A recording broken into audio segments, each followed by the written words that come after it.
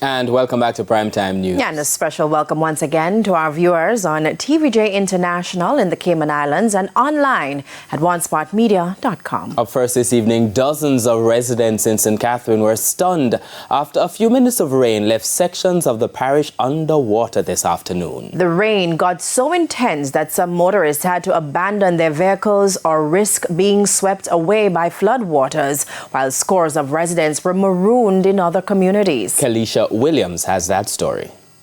Believe it or not, this is the aftermath of what residents say was about 30 minutes of rainfall in St. Catherine.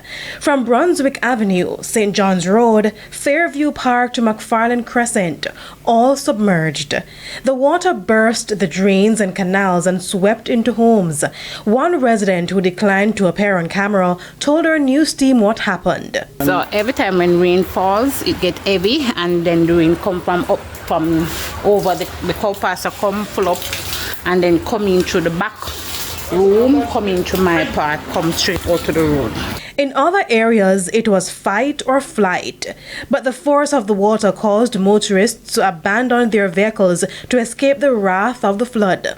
One resident from McFarland Crescent told us that she only moved to the community 2 years ago, and she's just learning that the area is flood prone.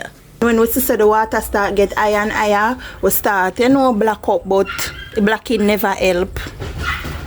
Never help at all. I look at my barrel with my sheet them and look at my dresser, 35,500 I pay for my dresser, I want back half of my money from the landlord. She should have told us we would rent here, so. So while they were expressing gratitude a few days ago after being spared by Hurricane Beryl, they're now facing sleepless nights and long days ahead based on the damage caused by the flood.